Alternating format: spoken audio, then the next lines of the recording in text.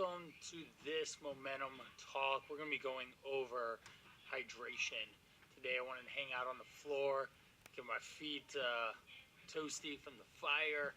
It's getting to be that that time of year. So want you to buckle down, probably grab a glass of water as we go over this. It'll be important, and it'll really help you make the best use of this time, especially with water consumption and all, and what we're going to be talking about. So, water.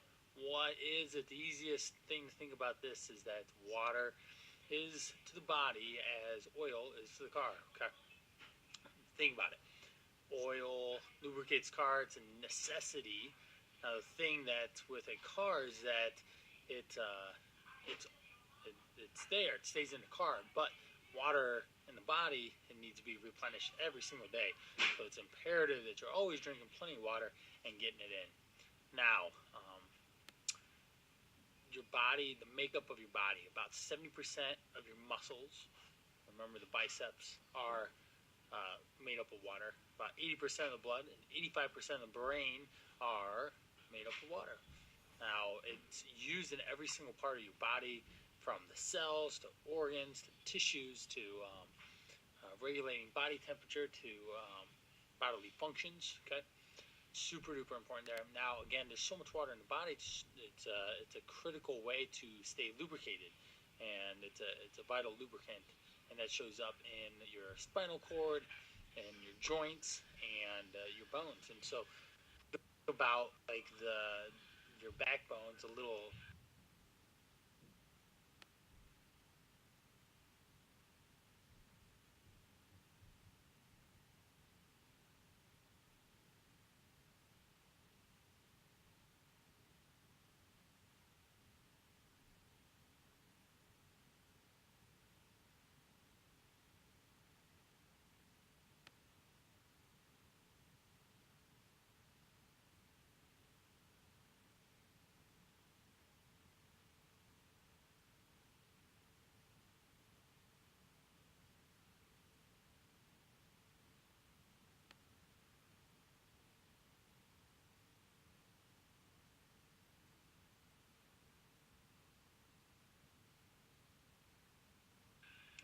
The vertebral spaces in there.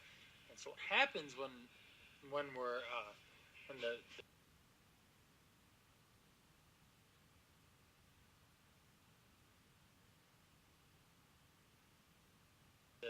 spine stacked up, like, and we're hydrated, like it'll float a little bit more. Now, when we're dehydrated, your vertebral discs don't have the synovial fluid as much. There's not enough hydration there, and they'll kind of rub bone and bone a little bit more, and so that creates a lot more pain and a lot more discomfort there. So that's one huge thing. If you have back pain, are you hydrated?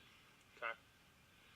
Um, Now, the body is always in need of getting more and more water, and the reason is breath, respiration, sweating, these digestion, waste removal are all things that you need to help digest uh, and what you need to rehydrate the body. Okay. Now let's kind of dive in a little bit with digestion. Now, saliva. So uh, I'm not even going to do any of it. Saliva is made up of enzymes, and it helps break down the food and the particles that we eat, the molecules, and takes food, breaks it down. It's the first chain in the role of digestion. Now, so we want the water to help influence your hydration levels, your saliva levels. So if you've ever been a dry mouth, usually it's because you're dehydrated, and that's not necessarily a good thing. Okay. Um, Water also helps dissolve fiber, soluble fiber specifically. Insoluble fiber just passes through the body. And so soluble fiber are things that we want to make sure we're eating. We're finding a lot of fruits and vegetables that will allow you to then get the fiber and allow you to pass things through your body, the food, and minerals, and absorb that stuff. So it's a really, really good thing. As far as eating the foods that what we're looking to have, food contains water. Okay, you want to look for living food. And what I mean by living food is that when something was alive, like moments before you eat it, that's exactly it is. So plants are a real good thing. Just imagine just pulling a carrot out of the ground, washing it off, and eating it, or maybe a green bean from the green bean plant. It literally had access to water and life, and then you're eating that. And so your body actually receives the water and the hydration and the nutrients and the vitamins and all that stuff, and it is a fantastic um, source to actually add more water to you without necessarily having to just drink water. So the body can drink it, and you can eat it as well. Okay, um, things that weren't living or overly processed, say like white flour, there's no water in there. It's not going to enrich your body. And so if you even just think of like what's an easy nutrition strategy for me to follow, it could be just something that simple as of I need to eat living food so that my body is then alive and well. Um, Now, as far as how much water you need, a lot of it depends on the climate that you live in. All right, so obviously, very dry, hot places, you're gonna want to probably need a lot more water. Humidity and or even going up north, like you're not going to need as much if the temperatures aren't like 100 plus degrees. Can you imagine being in like near the equator and the temperature can easily get over 100 degrees? That's you know, I live in Ohio, so I'm not really ever exposed to those. I think the farthest south I've been, or nearest to the equator, was in on my honeymoon, and during the honeymoon it was actually um, in Cancun. So I was right there. I was pretty darn close. Beyond that, like usually I hit up Florida in the summer a couple times. I've been in Orlando in the midsummer as well, and that gets pretty darn hot. You definitely want to make sure you're drinking a lot of water then. Okay. Um, Now, the other things that depend on the amount of water you need are like your physical activity. Okay, so if you exercise a lot more, you just move a lot more, then it's vital that you are drinking enough water for that. Illness, other health issues like bladder infections, kidney issues, kidney stones, urinary tract issues can cause you to have a varying amount of water that you want to do. We'll go over how much water we should be drinking and other fun facts as well, and some not so fun facts about water toward the end. So right now we're going to talk a little bit about dehydration. All right, so we talked about kind of outline, or one more thing. Lastly, another group of individuals that need more water than their counterparts is nursing mothers. Okay, so the more hydrated you are, the better your supply is going to be, and the more you'll be able to feed your baby. If you get dehydrated, it can cause problems with the flow, with ceasing flow, with getting blockages and different things, which are not cool on any level. So you wouldn't want to lose your flow of breast milk if you dehydrate yourself and then it doesn't come back after you rehydrate yourself. Not cool for you or the baby if that's something that you choose to do. Okay. Now let's talk about dehydration. Okay. How do you know if you're dehydrated? Okay. You know that first off, 37% of Americans their thirst mechanism is so weak that they often mistake it for hunger. So that could cause a little bit of issues of why we're kind of in the issues that we are. So things like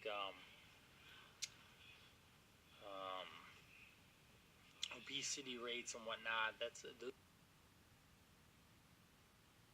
Those are big issues, and it could very easily be just because you're mistaking thirst for hunger, or hunger. Um, yeah, mistaking thirst for hunger. Okay. Um, Now, there's a study done in the University of Washington, and it said that one glass of water at midnight was shut down hunger pains almost 100% of the time, and to the dieters. Okay, water, kind of going off this glass of water thing here. A super simple strategy for you to use to kind of create fullness and make sure you get enough water is just drink before you eat. Say hello to my cat. His name is Dashel. He's a fun, loving cat. Hopefully it doesn't go into the fire, or have a fire cat. Then I'll be deleting this video. um, so we go back to talking about Dashel. What are you doing? Watch out, dude. All right.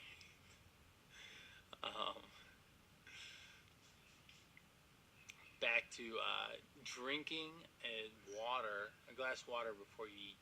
Easy way to kind of make sure you get your water in, and also feel full so that you're not as likely to overeat. It ensures that you're definitely not hungry, you're not thirsty, and it'll fill up space in your stomach, so then you are getting full and not having to worry about excessive amounts of calories. Okay.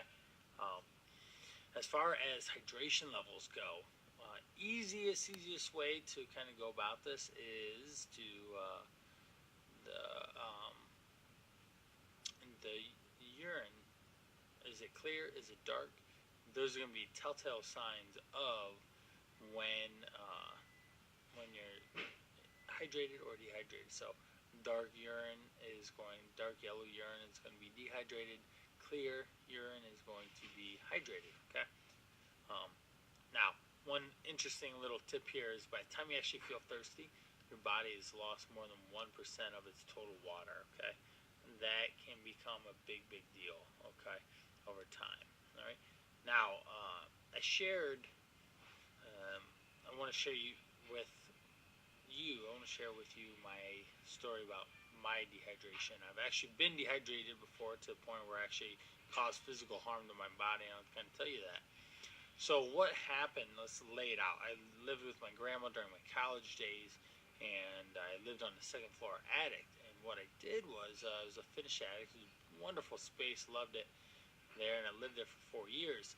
But there were stairs, okay? So I had gotten a stomach bug that kind of caused some issues coming out both ways, if you know what I mean. I frequently hit the bathroom up and caused lots of issues. That evening, it kind of came on in the evening, and so the evening I actually had tried to drink a little bit here and there, tried to do a variety of different things to help take care of that, but it just got worse and worse. So my dehydration levels actually accelerated, and so by the time I ended up realizing what was going on, like, I was pretty tapped out. I woke up frequently throughout the evening, and had to go to the bathroom quite a bit, and so I had to make my walk down the staircase. And so what happened was, come about 5 o'clock, I don't know, it seemed like 20th time, I ended up starting to tunnel vision going down the stairs, and like, thank God I didn't fall down the stairs. I don't know how I didn't, because when I got to the bottom and I walked out in the living room, I actually fell. I mean, I fell like timber, straight over. My chin, under my chin, hit the corner of the table, and I just was like, boom, and like, it just was not a good thing at all. I ended up busting up my chin here. I ended up having to call my then girlfriend, now wife Amber, to come get me and rescue me at 5 in the morning. She came over in a hurry. She only lived about 10 minutes down the road from me, which was really cool. But so she was able to get there quick, and she took care of me the whole next day. And so I basically kind of canceled everything, all my plans I had for a day. So I was doing two things specifically related to fitness. This goes back when I was 21, 20. It was about the time frame. And so that is like 13 years ago. And so I was working at the YMCA, teaching classes, exercise classes. I was then doing, there he is again, Dashiell. The second one I was doing was at the University of Akron, studying for exercise. So the Y I was working, teaching exercise, teaching phenomenal abdominal ab exercise class, and then I was from there I ended up going into doing the exercise science at the University of Akron. So so that's kind of my story. I ended up recovering quite well, and I made it through, and so I'm still here. I haven't experienced that level of dehydration ever since, thank God, because it is not fun at all. Okay, so that's kind of my dehydration story. Now, other things, let's talk about dehydrating substances. So things like soft drinks, things like even coffee and tea that has caffeine in it can be diuretics, and they pull water out of you and they make you go to the bathroom and they suck water out. And so they are, and the last up would be alcohol. Alcohol does not hydrate you. Coffee doesn't, or tea. Coffee and tea people think would, but because it's made mostly of water, but the way that the actual breakdown of the chemicals inside of those and what it's made out of actually causes you to be a diuretic. So another thing about dehydration is the lack of being dehydrated, lack of water can actually cause the number one issue with daytime fatigue. And so that becomes a big issue because now a lot of people are tired throughout the day and they think it needs to be a food related thing where they need food and energy and substance to kind of get them through it, but it could just because they're really thirsty and their body's shutting down. Now upwards of 2% of drop in your overall hydration levels. You can get fuzzy short-term memory issues, trouble with basic functioning, with math, with difficulty focusing, especially on your task at hand or computer work, or even like trying to read. So the dehydration is a big issue. Next up, we're going to talk about how it's a cooling as part of it. It regulates your cooling system. And it really helps with cooling the body off. It helps with keeping your system in line and in check. Now, sport drinks, we'll kind of talk about this because that's how they're marketed to kind of replenish you and rehydrate you, and it's not really a good thing for you to be doing. It's because that oftentimes sports drinks are just sugar bombs waiting to happen for you. So like take Gatorade, like a normal like 32-ounce Gatorade has let's say it's like 40 grams, 50 grams of sugar in it, which is outrageous. You don't need that to replenish your body during hard physical activities. What you do need is just good water. Even G2, which is the light version of Gatorade, is still it's like I think it's about 20 grams of sugar per bottle, and so that becomes a big issue if you're trying to lose weight and get in shape. So we want to try and stay away from sports drinks, and it's all marketing. Okay. And even sometimes position that carbs are actually and sugars aren't as needed during exercise if you're well hydrated. Water will work pretty darn good in those situations.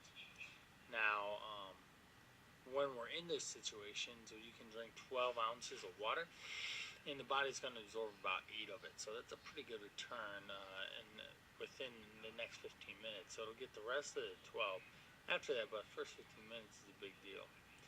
Now, how much do you want to drink? This is what people are always asking me about.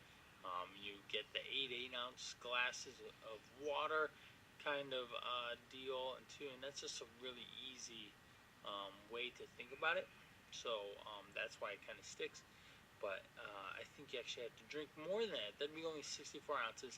We're looking to drink ideally half of your body weight in ounces of water every day. Okay, so I'm 192 pounds, so I'm going to need roughly 100 ounces or more. I'm pretty active, so I would actually want to try and drink like 120 or 150 ounces of water a day. And this is something that needs to be handled regularly throughout the day, because you probably experienced that if you drink too much water at one time, then you actually end up having bigger issues, and that's not cool. You gotta go to the bathroom a lot, and it's very hard and challenging to do to not totally inconvenience you. So kind of the minimum ideal water composition for what you need to drink is going to be about 80 to 100 ounces. Excuse me. If you want to be more hydrated, you obviously drink a little bit more. Now, how much is too much? There is such a thing called hypernatremia. I really kind of came across this when I was actually running marathons and ultra distance races, knowing that the pH balance in the blood, also the sodium and potassium becomes issues because it's getting washed away from the body, and that's not good. So we don't want to drink too much that you cause water intoxication, and that really dilutes your sodium and potassium levels. It can cause an imbalance in your brain. Okay, typically this stuff happens during intense bouts of physical activity. Most people can't drink that much water. Now, I got a couple fun facts for you about water. I'm going to kind of talk about those here. Now, we can survive without food for like over a month, but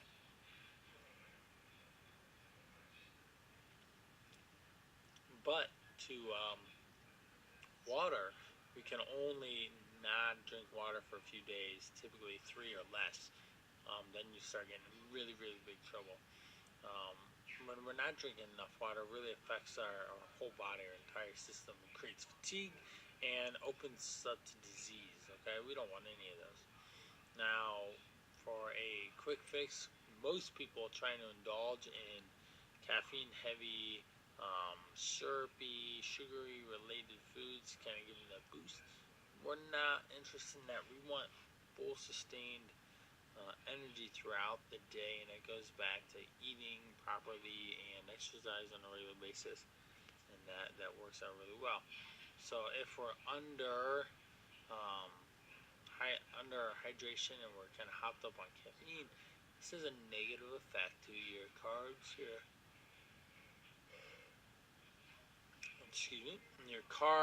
endocrine systems, excretory systems, and those only will increase dehydration, kind of put you in a negative downward spiral. Now, what do I drink in terms of water? We want to make sure that you're drinking pure water, okay?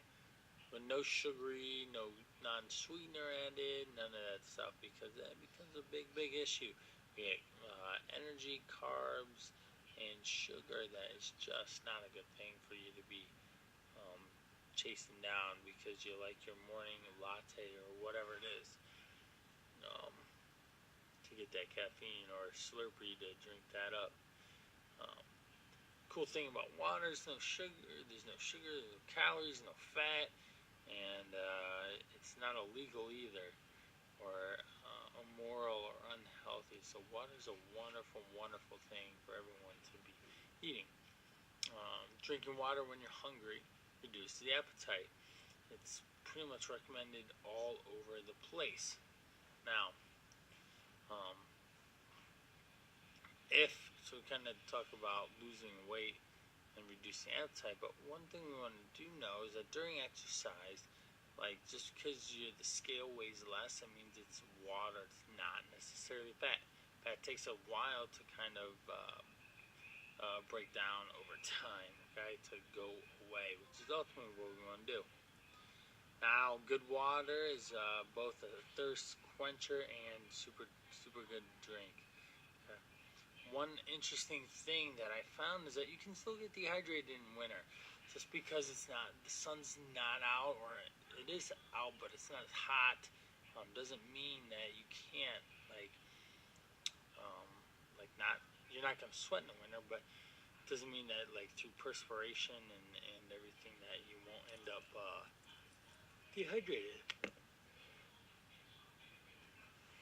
Catch joined me to talk about water. Now, we want to smile and kind of talk about our teeth. And water helps prevent cavities and tooth decay because constantly rinsing out our mouth of sugar and other issues. It helps produce the saliva as well that can kind of digest some of these main issues as far as dental health is concerned. A really cool thing that I found was that the Earth is like a terrarium. It has the same amount of water as it did millions of years ago. It just keeps getting refiltered, refunneled, and put in different places. And so the water that we're drinking now could have been drinking by dinosaurs, to think about. It's just kind of funny. Now, interesting fact about water is that it's neutral. It's a 7 pH, so it's not acidic or basic. All right. Now, as far as getting a little more stats about the U.S. And the whole world, is about 70-75% of the Earth's surface is doing water. About somewhere with 70-75% of the Earth's surface is covered in water. Okay. The United States uses over nearly 350 million gallons of fresh water every day, and a lot of it's used through toilets, and that's not good. But the average person uses in the U.S. uses between 80 to 100 gallons of water a day, and it's the flushing toilet really makes the largest amount of that. And 85% of U.S. residents receive their water from public water facilities, and then the rest of the world, the last 15% of their water comes from wells and other sources in the U.S. Now, where do you get your water? There's a couple different ways. We do know that drinking tap water may not be as healthy for you. It may have some issues. So, drinking tap water can be contaminated, and that's something that we want to try and avoid.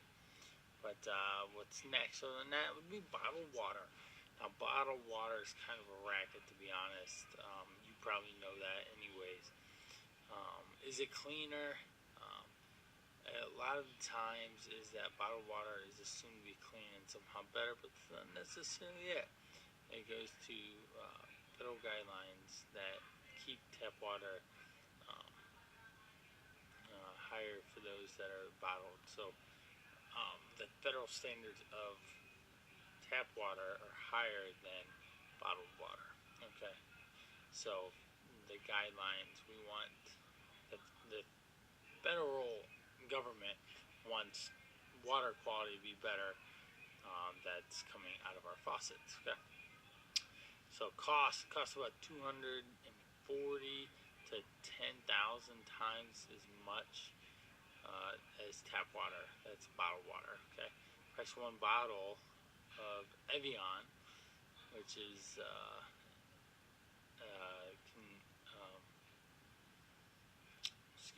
So it called the inflation rate of water is significant. So someone from interesting fact, one bottle of Evian can service up to a thousand gallons of tap water based on the area that it goes to. One of the things with plastic bottles is that it's a carcinogenic properties to it, so it'll seep in to the plastic and all will seep into the water, and that's not a good thing. And lastly, one thing about water is that bottled water is that the growing number of bottles that are getting piled up in the actual landfalls and stuff. That's a real big issue. That's taking up a lot of space, and it's very, very, very detrimental to our health, our ecosystem and whatnot, and landfills and everything, and wherever else water bottles end up at. Okay, or other plastics in general. Now, what's another solution to finding water and having it be clean is a water filter. There's 4 categories you want to look at when considering a water filter. It's going to be price, cost per gallon, to operate, to the price of the unit, then the warranty, and then those are going to be the 4 main things. Now, last up is contaminants removed. So, price, cost per gallon to operate, and cost of running that in your house, a warranty, and then contaminants removed. So, most importantly, what you want to do is look at the contaminants removed and see how much of the contaminants are actually removed. It's a laundry list of ones that you'd want to look for. But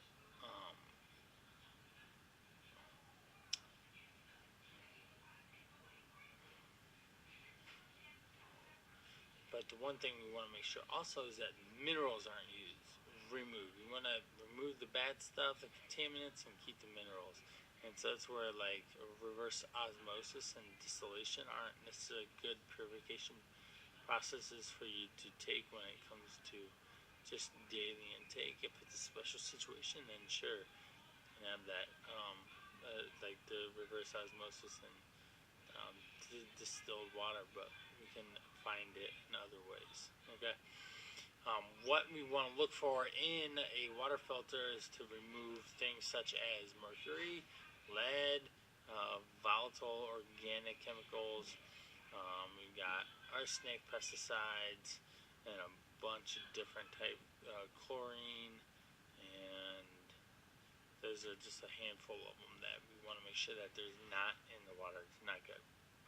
Now, last up, let's talk about the sad part of water.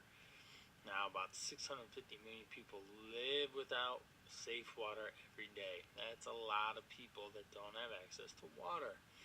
Now, secondly, water in Ghana is 3 times as expensive as water in New York. Okay, so it's simply a supply and demand issue there. They obviously don't have the supply to be able to meet the demand, and so it's obviously a lot more costly. Now, with across countries that are having issues with water, people walk an average of 30 plus or more minutes to get the water and return home, and they can go much longer than that.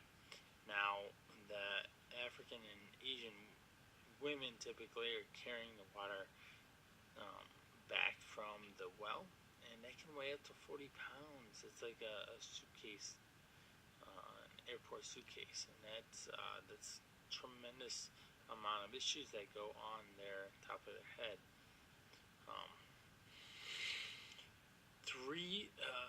2.3 billion people. We've got a world of 7 billion.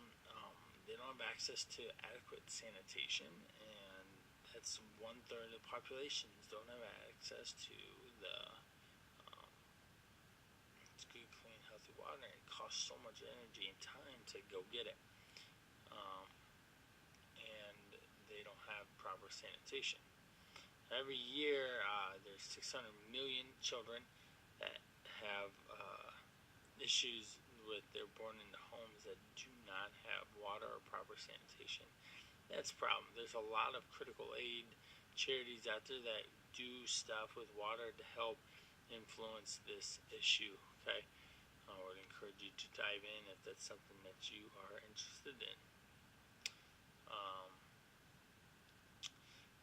every year, there's around 60 million children born into homes without sanitation um, and it's just not really a good thing. Like, they're just not safe. 60 million kids. Could you imagine if your kid did not have access to water? Not cool.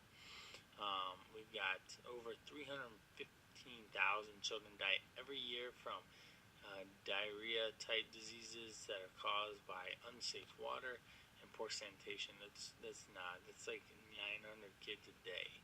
That's horrible. Okay. Every minute there's a newborn baby that dies from infection because it lacks the water and a clean environment to grow up in, so it ends up getting sick.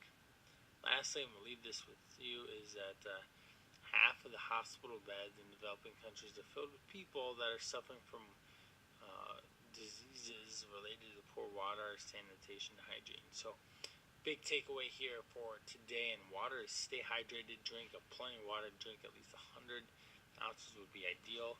Unless you're a little skinny mini, then we can go down to like 70, but that's going to push the limit there. I hope you get good water in your house. You enjoy it, drink it, stay away from pop, coffee, and tea, and make sure that you're actually thirsty instead of just hungry. So there's a couple key points.